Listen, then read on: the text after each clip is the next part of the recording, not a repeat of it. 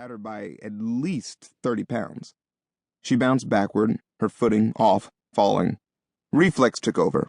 I dropped my uniform and lock, snaked an arm around her waist, and bent my knees slightly so we didn't both go down. At the same time, she looped an arm around my neck to catch herself. We looked like bad dancers. "Mira donde vas," she said, wincing from the accidental headbutt. Spanish. I didn't speak the language. It must have shown. She rephrased. "Walk much?" "Sorry." I shifted my weight and put her back on her feet.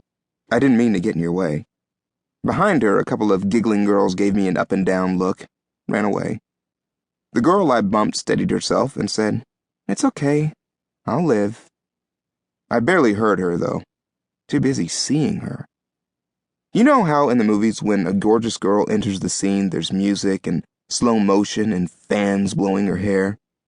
None of that happened or anything, but for the first time, the concept didn't seem stupid. She made a gym uniform look good. She was Latina, thus the Spanish, about 5'5" and athletic, black hair with brown highlights, and sun-darkened skin despite the cool weather. You couldn't not notice this girl. She retrieved a pink lip gloss Tim from her pocket. When she popped the top, the scent of candy watermelon overwhelmed. With her index finger, she smeared a thin coat of pink gel on lips that didn't need the help. I watched like it was a spectator sport. "Are you okay?" she asked, noticing my stalker stare. I looked away, my heart beating like I'd run a mile. "I wanted to make sure you're not hurt." "I'm not." "And that you're not mad at me." A knowing smile. She was used to attention, to the vibe I was throwing off. "I don't know you well enough to get mad at you." "Yet." She moved on to the court. I couldn't let her go that easy. "What's your name?" Without breaking stride, she turned, walking backward and stretching her shirt tail so I could read the faded ink below the school's crest. R. Cruz. "What's the R stand for?" Another smile. "Guess you've got a mystery to solve." She skipped to the cheerleaders at the end of the volleyball court while I gathered my uniform and lock. Watching her go, the corners of my mouth turned up. A mystery. I was happy to take the case. That's where I messed up. I was so happy that I forgot about the guy with the camera. So happy I didn't notice the squeaky sneakers were silent, the volleyball game over. So happy I didn't see the 4 guys following me into the deserted locker room. Happy has a short battery life in my world. I was deep in the locker maze seeking an unoccupied unit when they jumped me. Quick, padding footsteps and huffing breaths were the only warning. They'd done this before.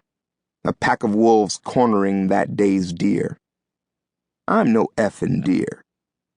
The chubby kid bear hugged me from behind. I dropped my shoulder and hooked his arm, sheer reflex. I spun him, smack, into a wall of lockers.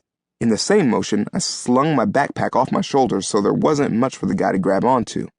Wasn't him I had to worry about. His clone came in low from my other side and scooped my legs. He lifted me, then reversed direction. Grimy floor tiles rushed up at me. He pinned me before 2 more guys joined in. I swung, but on my back, with no leverage, I barely clipped his chin. He drew back his fat fist to show me a better punch. "Not the face," one of them said. "Not yet." The fat kid nodded. The other fat kid, his twin, not his clone, helped him wrestle me up. They looked chunky, but had some muscle happening. Not tough guys, though, not taking orders the way they were. They were clowns, D and dumb. The third guy was shorter than me, and slim. He seemed a little too boy band for this kind of thing. He stood off to the side, leaning on a locker like someone was about to take his picture. The last guy, the leader, looked built for this. He had me by a few inches with a bull neck and shoulders stuck mid-shrug. His eyes flickered, giving me a millisecond to tense my abdomen before he swung. It felt like he hit my spine from the front. I squeezed my eyes shut again.